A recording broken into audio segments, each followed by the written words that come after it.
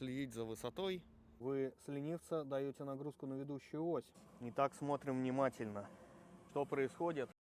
А объяснять я все эти вещи буду очень дословно. Всем привет! Сейчас я максимально быстро расскажу вам, как не стрянуть на зимней дороге в Скандинавии, если вы крутите баранку большегруза. Погнали! Для тех, кто совсем новенький в этой теме, это рулевое колесо, это ведущее колесо, самое заднее ленивец. И первое — это резина Капитан Очевидность. Здесь у нас стоит в данном случае Якогама, грузовая не наварка, оригинальная, с новым протектором. И она вполне неплохо гребет. Я знаю, ребята, у вас куча мнений по этому поводу. У меня такой вариант пока нареканий не вызывал по сравнению с тем же Мишлином. Впереди бы тоже неплохо иметь резину, вот не такую, нет, вот не такую ровную, а хотя бы, чтобы вот здесь были ламельки, чтобы она цеплялась. Продольные канавки — это хорошо, но не всегда достаточно. Следующее, что вам надо знать, это свою машину, в конце концов, да где у вас какие кнопки расположены. Например, кнопка принудительного подъема и опускания ленивца на прицепе, если у вас такое имеется. По прицепу это ленивец или задний ленивец. Зависит от настроек, от комплектации, от типа прицепа. Лучше, чтобы ленивец был вот этот подъемный мост. Очень круто. Дает дополнительную нагрузку вам туда.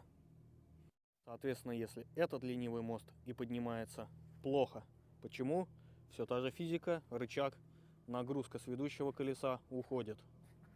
Кнопка подъема моста на пустую. Кнопка перезагрузки моста. Вы с ленивца даете нагрузку на ведущую ось.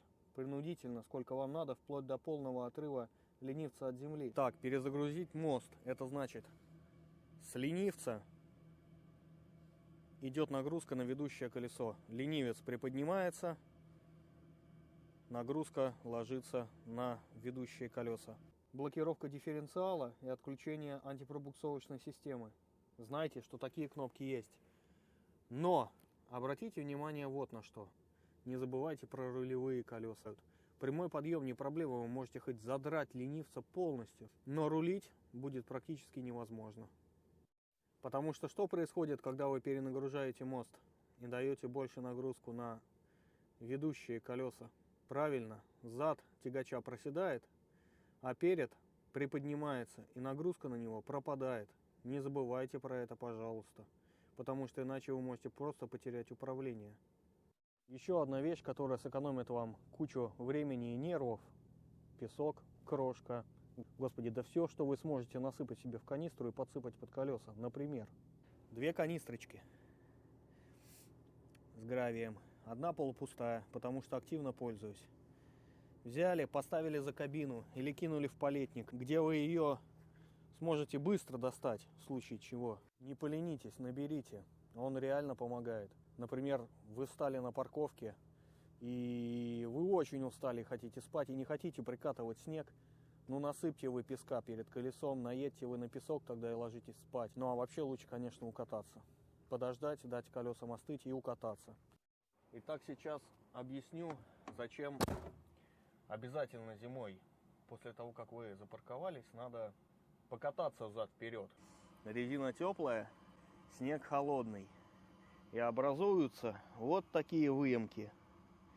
И вот если вы встанете на ночь на теплой резине, и не дай бог у вас утром, когда вы груженый, вот это вот все проскользнет, когда вы попытаетесь тронуться, вот там вот тоже ямка, то все, ваше колесо окажется в ловушке. Это не только ведущего касается. Прицеп. Все прицепные, вот влажные следы от теплой резины. Да, еще обратите внимание, к сожалению, сейчас не видно, но в теории обратите внимание на седло. Как далеко у вас стоит седло, и есть ли возможность его регулировки. Чем ближе к кабине, тем лучше. Навигация — это тема о мнениях. Кому-то нравится Navitel, кому-то нравится iGo, кому-то нравится Google Maps. Навигация должна быть удобной вам в использовании. Она должна вести вас, не отвлекая от дороги. Она должна видеть габариты транспорта, на котором вы едете, и просчитывать маршрут правильно, учитывая высоту, учитывая длину. Она должна знать знаки и знать даже самые захудалые деревеньки. Такие навигации есть. Это программа iGo Prima Track. Настройки маршрута, транспортное средство. Здесь у меня выделен трак. Это мы можем настроить. Мы можем настроить, с какой максимальной скоростью мы поедем, чтобы он правильнее считал время. Я поставил 82 км в час, чтобы у меня был всегда запас. Также здесь можно выставить длину. Норвегия, Швеция не так критично. В Финляндии в городах частенько можно встретить ограничения по длине. Дания тоже не столь критична. Ширина 2,50 по максимуму. Высота. Вот высота, это критично. 4 метра. Больше не ставьте. Не надо больше 4 метров. Нет. Почему? Просто потому, что в Норвегии, например, в городе Альта, есть мост, по центру которого ты свободно проходишь. Но углы подпорки обозначены как 4 метра высота. Если ты поставишь 4,1, навигации не будет. В Дании, если написано 4 метра высота, то ты пролезаешь. Вот прям еле-еле, но пролезаешь. А если в навигации стоит больше 4 метров, соответственно, ты просто можешь поехать какими-нибудь ужасными деревенскими улочками. Поэтому обязательно ставить высоту 4 метра, иначе навигация начнет творить чудеса. В Норвегии на севере есть туннель с ограничением 4,1. Туннель этот на самом деле высотой гораздо больше, а сам ограничитель ниже, 4 метра он. Например, вот один товарищ туда взял и просто заехал.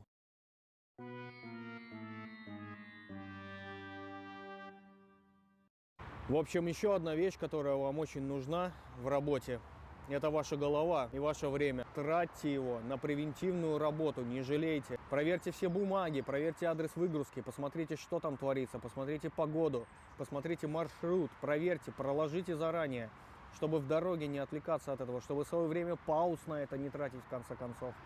Займет это, 10 минут, они вообще не сыграют зимой роли никакой, поверьте мне, абсолютно. Ваши нервы будут целее. И в случае встречи с полицией или с непогодой вы будете более уверены в себе. Итак, чтобы не встрять зимой в Скандинавии, думайте головой, возите с собой подсыпку, паркуйтесь на холодную резину. Пусть эта резина у вас будет зимняя, настоящая зимняя хорошая резина. Возите с собой целые цепи. Не бойтесь тратить время на превентивную работу. Удачи вам и скоро опять увидимся.